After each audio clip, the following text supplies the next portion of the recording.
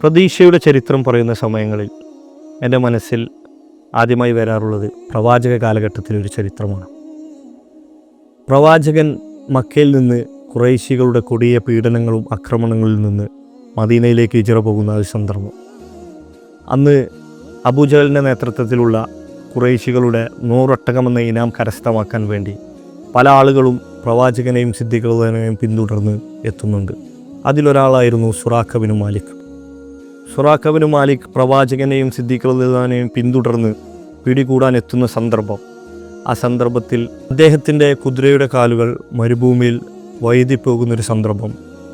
ആ സന്ദർഭത്തിൽ സുറാഖ വിളിച്ചു പറയുന്നുണ്ട്, പ്രവാചകനെ, നിങ്ങൾക്ക് അമാനുഷിക കഴിവുണ്ട്, എന്നെ രക്ഷിക്കണമെന്ന് പറയുമ്പോൾ പ്രവാചകൻ അള്ളാഹുവിനോട് പ്രാർത്ഥിച്ച് സുറാഖയെ രക്ഷപ്പെടുത്തുന്നൊരു സന്ദർഭമെല്ലാം അവിടെയുണ്ട്. ആ ഒരു സന്ദർഭത്തിൽ പ്രവാചകനും സുറാഖയും ഒരു കരാറിലെത്തുന്നുണ്ട്. ആ കരാറ് പ്രകാരം പ്രവാചകൻ മക്ക കീഴടക്കുന്ന സമയം സുറാഖയ്ക്ക് സംരക്ഷണം നൽകിക്കൊള്ളാമെന്നാണ്. അന്ന് പ്രവാചകൻ സുറാഖയോട് പറയുന്നുണ്ട്, സുറാഖ, നാളെ കിസ്ര രാജാവിൻ്റെ തങ്കവളകൾ എൻ്റെ കയ്യിൽ അണിയിക്കുമെന്നും. ഈ പറയുന്നൊരു സന്ദർഭമാണ് ഞാൻ ആലോചിക്കേണ്ടത്.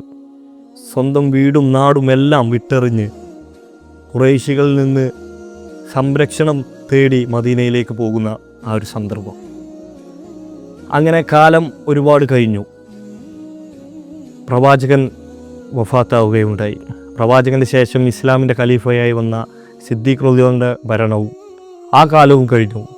അങ്ങനെ ഇസ്ലാമിലെ 2ാം ഖലീഫ ഉമർ റളിയല്ലാഹുവിൻ്റെ കാലഘട്ടത്തിൽ കിസ്ര എന്ന സാമ്രാജ്യം ഇസ്ലാമിൻ്റെ കീഴിൽ വരുന്നു.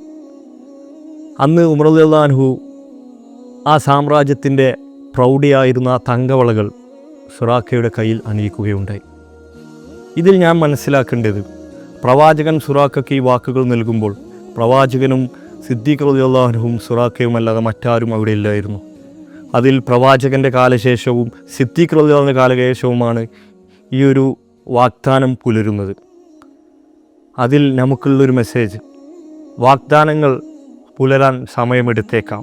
നാം ഓരോരുത്തരും സത്യസന്ധമായിട്ടാണ് നമ്മളുടെ കാര്യങ്ങൾ ചെയ്യുന്നതെങ്കിൽ, നമ്മളുടെ പ്രവർത്തനങ്ങൾ ചെയ്യുന്നതെങ്കിൽ, ഒരു നാൾ നമുക്ക് ശേഷവും നമ്മുടെ വരും തലമുറ ആ ലക്ഷ്യത്തിൽ തീർച്ചയായും എത്തുക തന്നെ ചെയ്യും എന്നൊരു മെസ്സേജാണ് പ്രവാചകൻ്റെ ഈ ചരിത്ര സംഭവത്തിലൂടെ നമുക്ക് ലഭിക്കുന്നത്.